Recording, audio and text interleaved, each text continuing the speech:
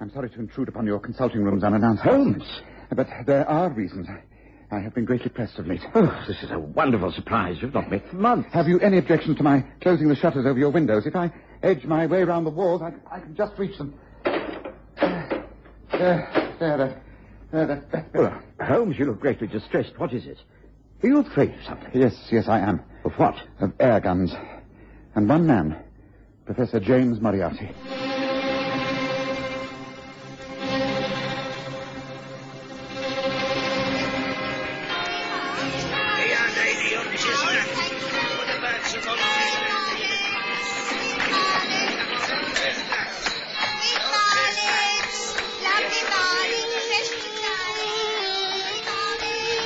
We present the stories of Sherlock Holmes.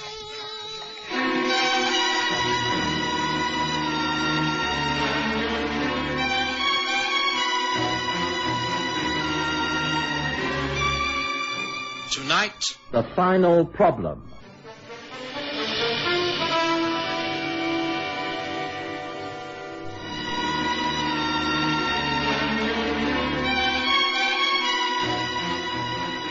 Months since I've seen Sherlock Holmes. Since my marriage and years in private practice, naturally the relationship between us had been modified. Nevertheless, we'd always kept in touch.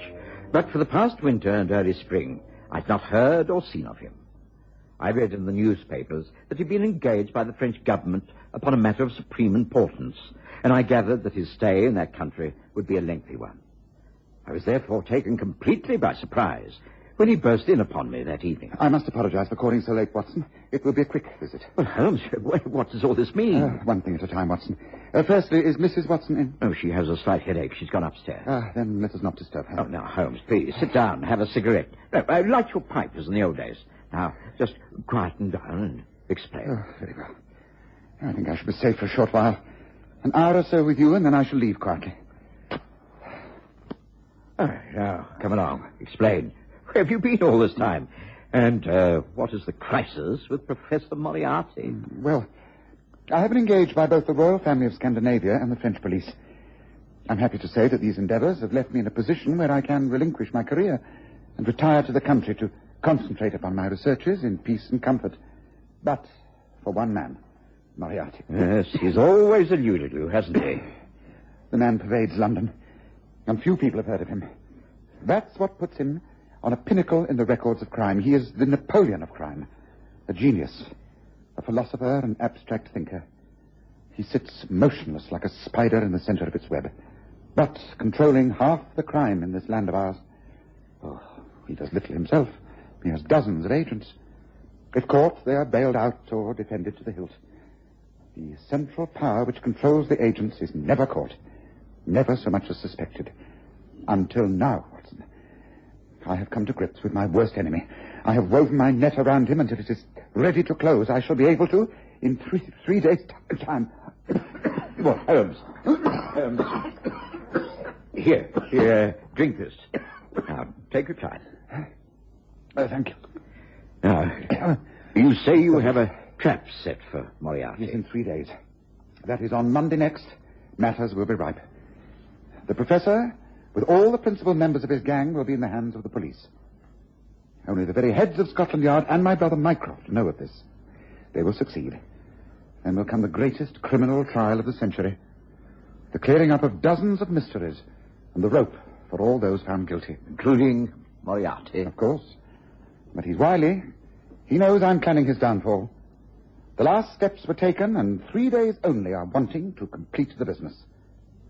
This morning I was sitting in our old sitting room at Baker Street. Then, without any announcement, the door opened, and there before me stood the man himself. I thought it time we met face to face, Holmes. Do not be surprised at this unexpected visit. There are few doors in London that I cannot open with ease. Your housekeeper is shopping. We're quite alone. May I come in?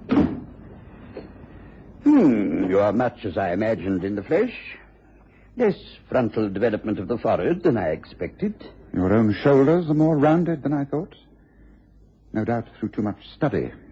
A bad habit? Not as bad as fingering loaded firearms in the pockets of one's dressing gown. I heard you cock the revolver as I closed the door. Then I had best place it on the table between us. Pray take a chair. I have 5 minutes I can spare you if you've anything to say. There is little to say that has not already passed between us in thought. You stand fast in your opposition? Absolutely. I intend to destroy you. Hands away from your pocket, please. Oh, I am merely removing a notebook.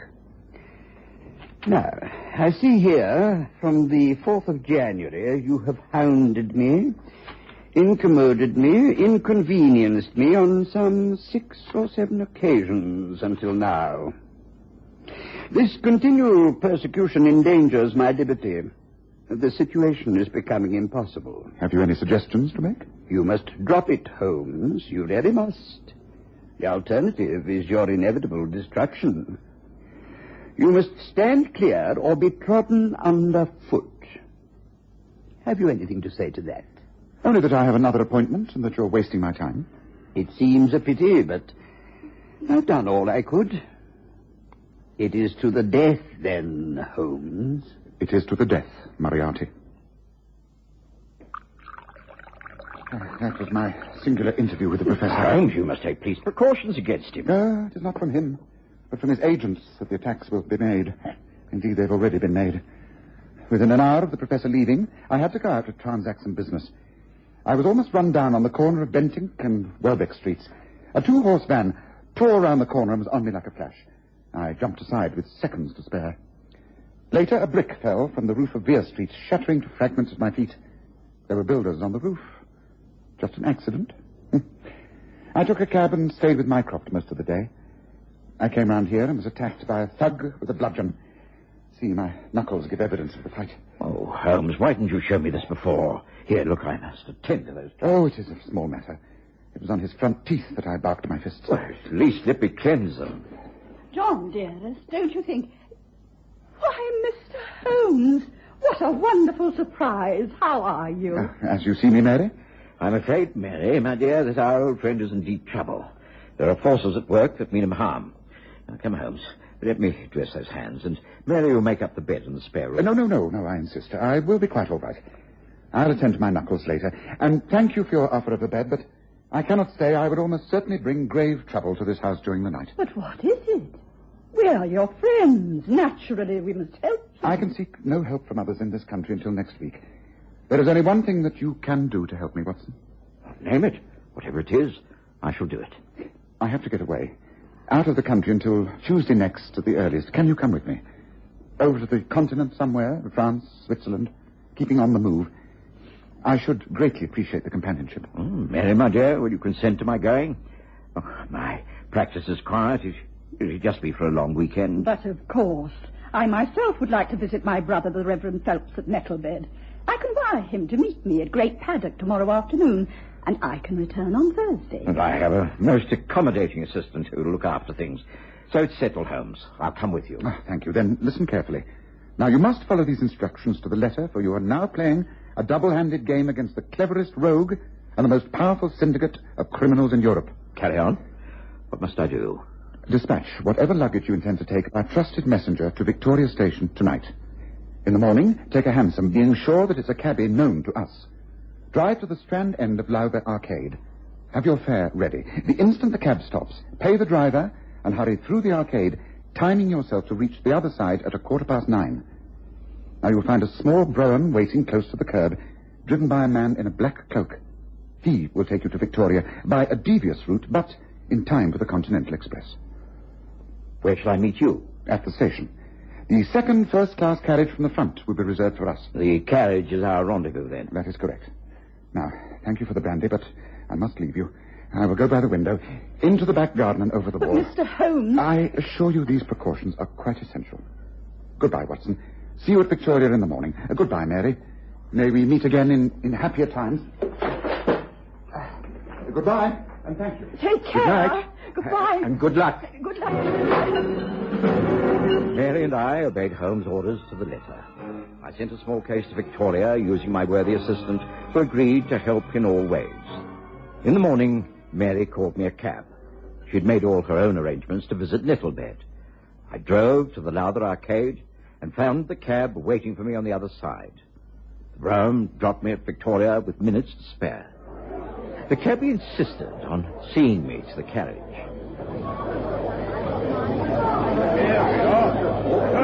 The one you want, sir? Yes, this is it. I note the reservation. Thank you. Let me give you a hand with a case, sir. I see you already have luggage. There on the rack. Is that yours? Yes, it was sent in advance.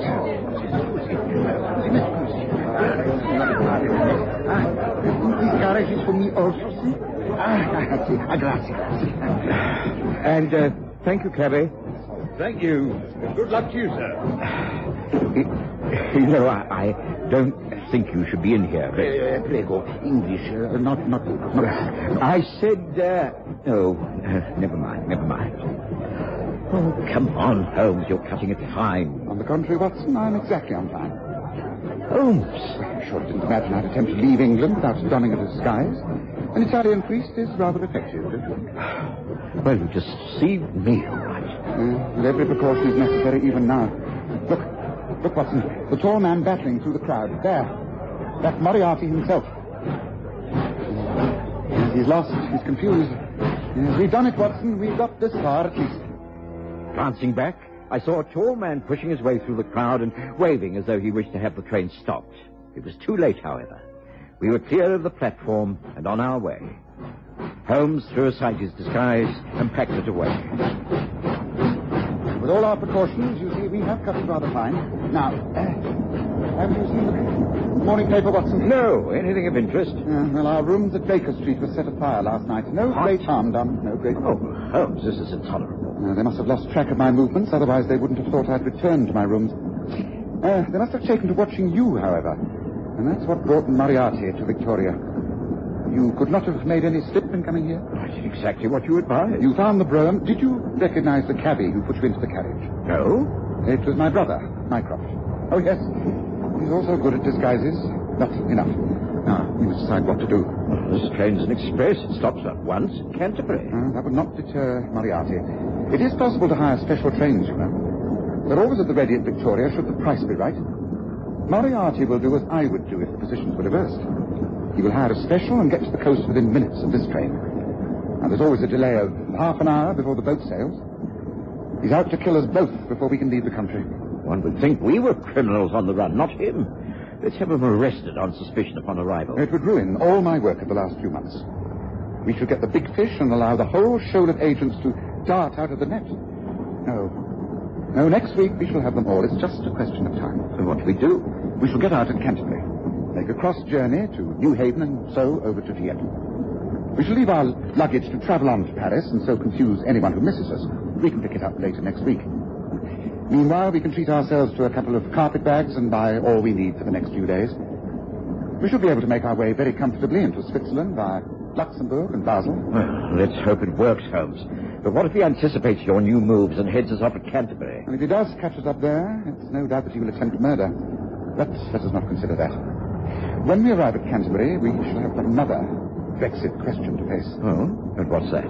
Whether to have a premature lunch there or risk the chance of starving before we reach the buffet at New Haven. Settle back and light your pipe. At least we have a brief respite, haven't we? All worked in our favor. We got to Brussels that same night and spent 2 days there. Holmes being sure we had not been followed. On the third day, we moved on to Strasbourg. On the Monday, Holmes telegraphed to the London police. And at the hotel in the evening, we found a reply awaiting us. Oh, damnation, I might have known it. He's escaped. Moriarty? They've secured the whole gang with the exception of him. He's given them the slip. I really did believe I could have left it to Mycroft and the police, but I was wrong. Look, I really feel you had better return to England, Watson. Why? Because you will find me a most dangerous companion from now on. Moriarty has only one thing left to live for, and that is my death. He will seek me out, and it will be a battle of wits to the end. Look, you must return to your wife and practice and allow me to finish this on my own. Holmes, after all we've gone through, you must know that I cannot be put off by danger. I insist on staying with you for a few more days at least, just until we see how things turn out. Now, please be reasonable. I don't like it, Watson. I insist that you leave me at once. No, you cannot make me, so I flatly refuse. I shall slip quietly away. You will have no chance of following. The argument continued for some hours. Eventually, we reached a compromise.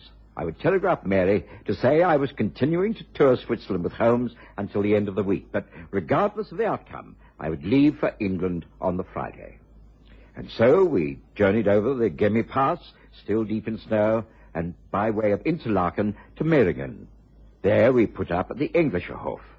Our landlord was one Peter Steiler, who welcomed us warmly. This is my wife, Maria, and this is my eldest son, Hans. I am sure you will be most comfortable with us, monsieur. The gentlemen, they are English, Maria, not the French. I know well because I have been the Londoner. I worked for 3 years at the Grosvenor Hotel. Years ago, understand. You will be interested in walking the trips here, Mr. Holmes. And the good doctor, I act as a guide. Yeah, and Goody is too, best guide in these parts. He take you up to the mountains, over the hamlet of Rosenlaui, and on the way you see the best sight in the whole of the mountains, the falls at Reichenbach. They must be seen. I take you tomorrow. The weather, it will hold good for 2 more days only. Well, what do you say, Holmes? Shall we do the trip? Why not? It's best to keep active, is it not? Very well, we shall look forward to it. You leave everything to Hans and me. We will arrange it all. Food, drink, equipment, everything. Not for you to worry about a thing. An early start. That is all I shall require. An early start. And an early start we made. Hans was right. The weather was perfect. Clear blue skies, crisp air, the dainty green of the spring valleys below, and the virgin white of winter above. We had to make a small detour to see the Reichenbach Falls. It is most impressive, awesome sight. The torrent, swollen by melting snow, plunges into a tremendous abyss from which the spray rolls up like dense smoke. The long sweep of green water roaring forever downwards, and the hiss of dense spray being forced up, made us quite giddy. It was a place of curious fascination. I found myself unable to drag my eyes away from the unending torrents. We decided to camp in a flat field near the path at the top of the falls. From there, we were able to explore for some hours. Hans was just urging us to pack our things to continue the climb when there was a cry from below. Some minutes later, an elderly fellow on a mountain donkey came into view. He hailed us again and drew up, proffering a letter towards us.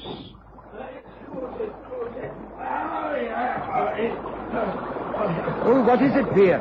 This is Pierre from the village. We are in. What is it? The note from the inn, the note. He told me to bring this here, the doctor. English doctor, Watson. I'm Dr. Watson. Well, what is this? Let me see. Mrs. Brendan C. Marshcroft, English lady wintering at Davos Platz and journeying to Lucerne. Sergeant Edwards had taken her on the way to Lucerne, refusing to have Swiss physician. Can you come back at once? Well, Holmes, an Englishwoman, has been taken ill back at the inn, and she requests my help. Oh, dear. Then you must go back, Watson. I'd like to leave you. Oh, nonsense. Go back with old Pierre. He'll see you back quickly enough. Come on to Rosenlaui tomorrow. We will rendezvous at the hamlet there. Of course you must go. You cannot refuse to help a fellow countryman. Well, yes, if you're sure it's all right. My father, he would not allow this unless it was necessary, Doctor.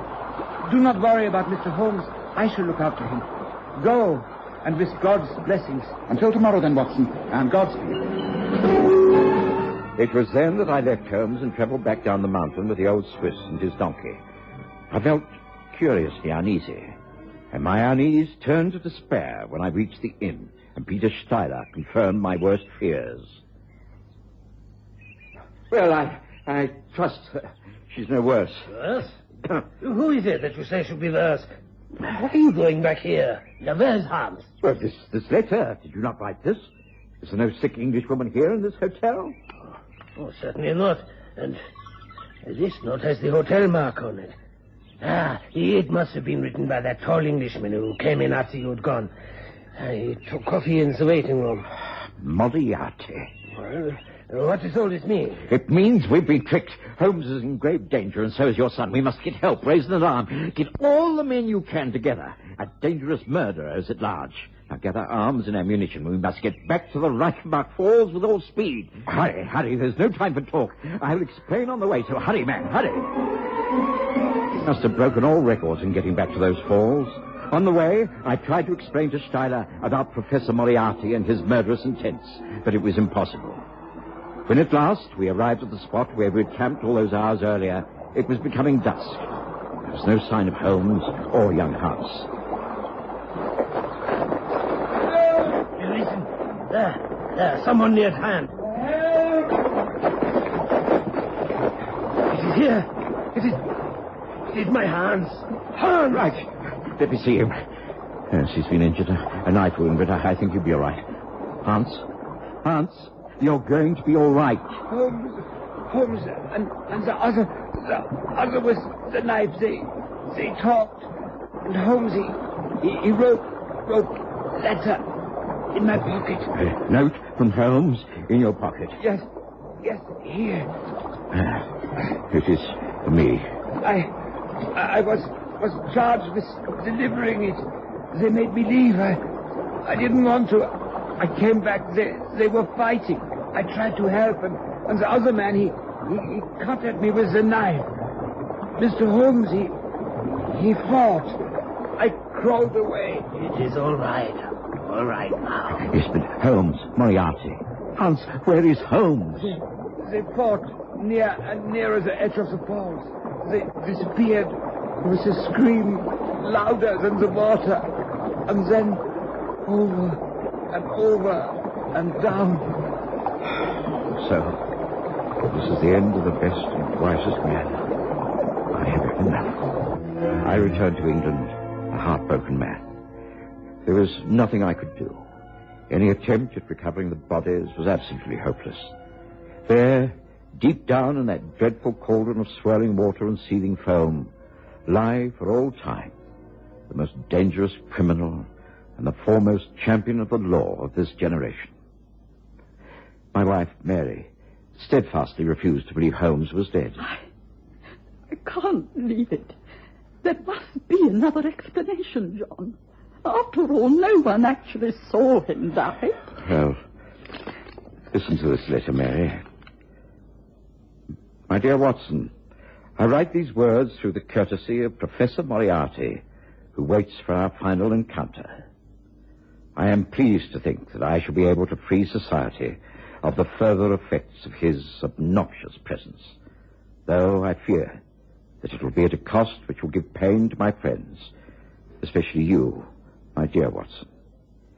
However, I have already explained to you that my career has reached a climax, and I am well pleased that this should be its conclusion. Indeed, I make a full confession to you that I anticipated the hoax of the letter forcing you to withdraw and allow me to end it all this way. My brother Mycroft will attend to all my affairs. I made every disposition of my property before leaving England. Give my greetings to your wife, and believe me to have valued your friendship every minute of every year. Sincerely, Sherlock Holmes. Oh, John. John, it can't be true. It can't be.